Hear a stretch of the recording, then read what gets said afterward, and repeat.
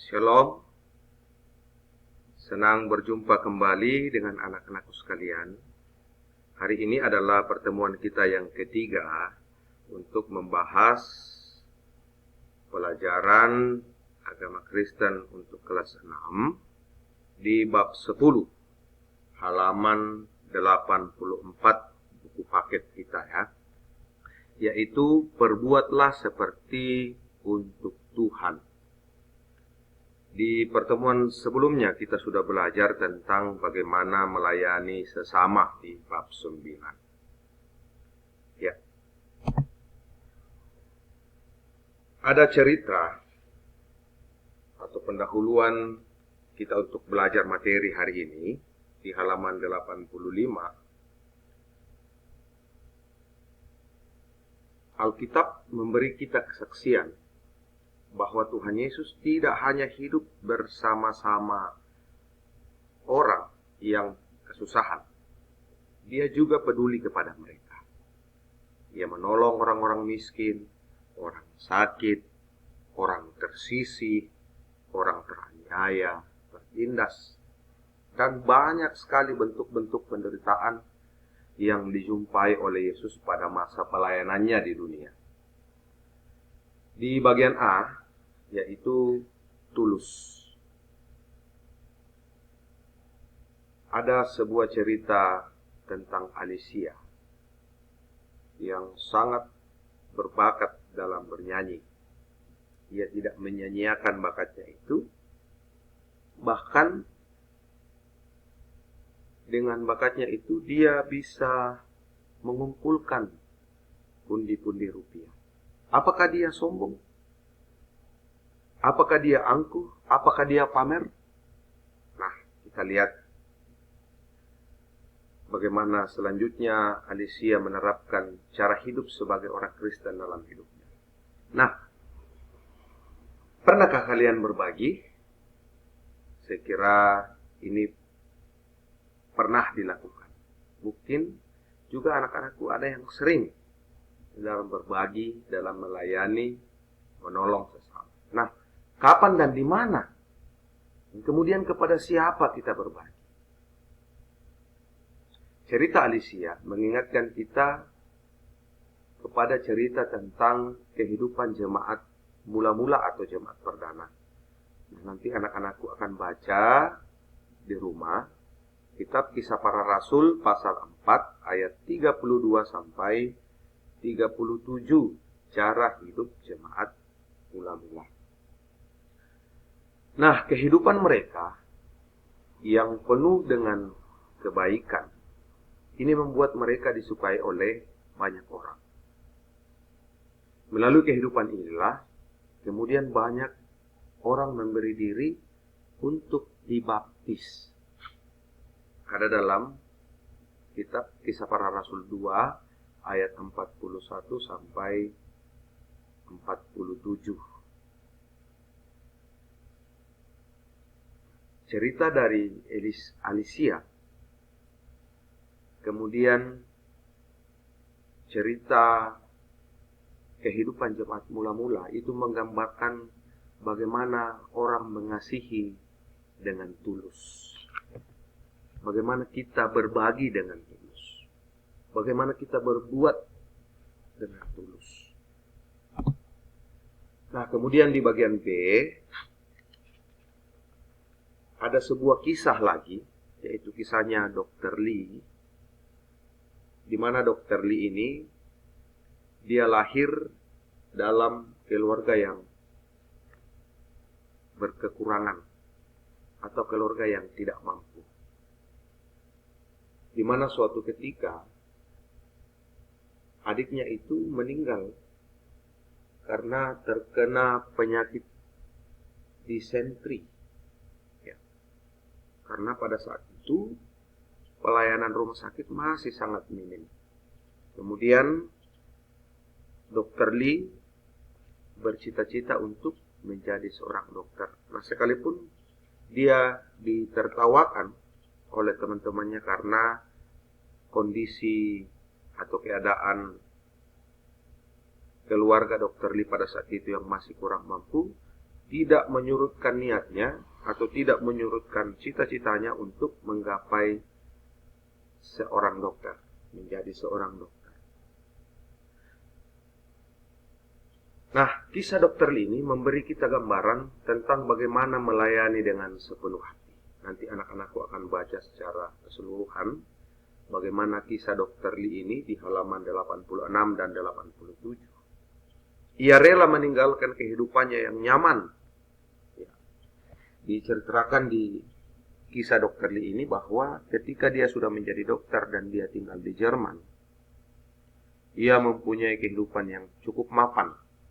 Ya, berbanding terbalik ketika dia masih kecil. Nah, ia rela meninggalkan kehidupannya yang nyaman demi menolong orang-orang di daerah terpencil yang membutuhkan pelayanan kesehatan.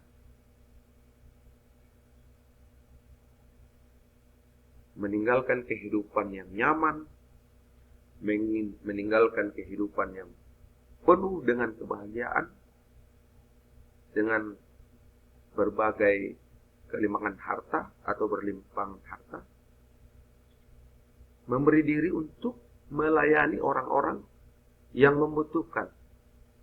Sekalipun dia tidak dibayar, ya, Dokter Lee tetap sungguh-sungguh atau dengan sepenuh hati memberi pelayanan kesehatan kepada orang-orang. Nah, ini juga dikisahkan dalam kitab Injil Yohanes pasal 13 ayat 1 sampai 20. Bagaimana Yesus memberi diri dengan sepenuh hati membasuh kaki para murid. Ini mengajarkan bahwa kita tidak boleh memandang orang baik dari segi apapun. Kita harus melayani, kita harus memberi diri dengan sepenuh hati. Ini sudah dikisahkan dengan Dokter Lee dan kemudian digambarkan dalam kitab Yohanes. Bagaimana Yesus memberi diri dengan sepenuh hati, membasuh kaki para murid. Sekalipun Yesus adalah guru, Yesus adalah tabib bagi mereka, Yesus adalah teladan bagi mereka, tetapi Yesus memberi diri dengan sepenuh hati, membasuh kaki para murid. Nah, setelah membaca dan memahami poin A dan poin B, tugas anak-anakku di rumah akan mengerjakan tugas mandiri atau kegiatan pembelajaran di halaman 86, nomor 1 dan sampai nomor 4. Ya. Jadi buku paketnya atau buku cetak di halaman 86 nomor 1 sampai nomor 4.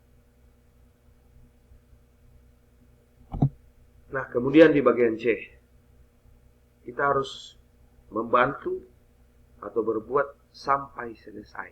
Nah, Tuhan menghendaki kita melakukan segala sesuatu dengan tuntas, tidak dengan setengah-setengah. Menolong orang harus dengan tuntas. Ya, ada sepenggal cerita di halaman 88. Jika kita membeli sate dan kemudian tukang sate atau pedagang sate hanya memberi bumbu, apakah kita kesal? Pasti kita kesal. Kemudian, ibu menyuruh kita menyapu halaman. Kita hanya menyapu 2-3 kali langkah, kita sudah meninggalkan sapu. Apakah ibu kesal? Pasti kesal. Jadi kita harus menyelesaikan tugas-tugas atau tanggung jawab sampai selesai. Demikianlah kita ketika kita melayani sesama. Kita harus melayani dengan sungguh-sungguh sampai selesai, sampai tuntas. Tuhan berkenan kepada setiap orang yang melayani sesama dengan kesungguhan.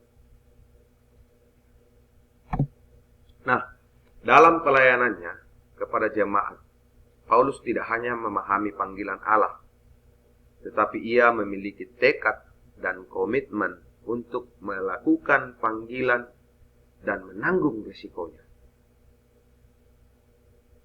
Bukti-bukti tanggung jawab Paulus tidak hanya sekedar melayani, tetapi dia memberi diri secara full, secara tuntas, berkomitmen. Paulus dan Silas pernah dikeroyok massa di pasar di Filipi. Kemudian mereka dimasukkan ke dalam penjara. Ini salah satu bentuk pelayanan. Bagaimana Paulus memberi diri dengan sungguh-sungguh. Sampai-sampai ia harus dikeroyok massa. Kemudian dimasukkan ke dalam penjara karena pelayanan. Dia juga pernah dipenjara di Yerusalem karena disuruh mencemarkan agama Yahudi. Kemudian dia juga pernah dipenjarakan di Kaisarea. Ini beberapa bukti kesungguhan Paulus dalam melayani jemaat-jemaat Tuhan yang ada di Filipi, yang ada di Kaisarea, yang ada di Efesus. Tetapi Paulus tidak memikirkan dirinya sendiri. Nah, ia justru khawatir jemaat mendapat ajaran palsu setelah ia. Kemudian di bagian D, memberi hidup. Nah, ada sebuah kisah Bunda Teresa. Ini terlahir dengan nama Agnes Gonza Bojasiu pada tahun 1910 di Skopje. Pada saat itu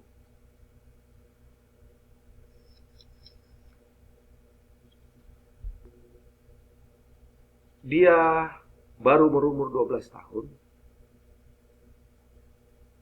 Dia memutuskan masuk ke dalam biara di India. Jadi kebetulan Bunda Teresa ini terlahir dalam agama Katolik. Dia adalah salah seorang perempuan yang mendedikasikan diri atau memberikan hidupnya untuk melayani sesama. Nah, di mana Bunda Teresa ini ditempatkan di salah satu kota di India, yaitu Kalkuta, untuk melayani orang-orang, memberi diri dengan sungguh-sungguh. Nah, Bunda Teresa melakukan kebaikan, berbagi hidup dengan siapa saja. Sebab ia selalu melihat wajah Yesus pada wajah sesamanya. Ini salah satu prinsip yang bahwa ketika dia menolong sesama, sama halnya dia memberi diri melayani Yesus. Nah, ini yang mendorong untuk terus berbagi hidup dengan orang lain. Sebab ia berprinsip bahwa apa yang dilakukannya terhadap sesama itu pun dilakukan untuk Tuhan. Nah, anak-anakku sekalian, sekiranya ada yang belum dipaham, silakan ditanyakan ke Pak Guru. Persiapkan diri anak-anakku sekalian untuk mengikuti ulangan harian pertama untuk semester 2 minggu depan. Nah, sampai jumpa pembelajaran berikutnya. Tuhan Yesus memberkati. Shalom.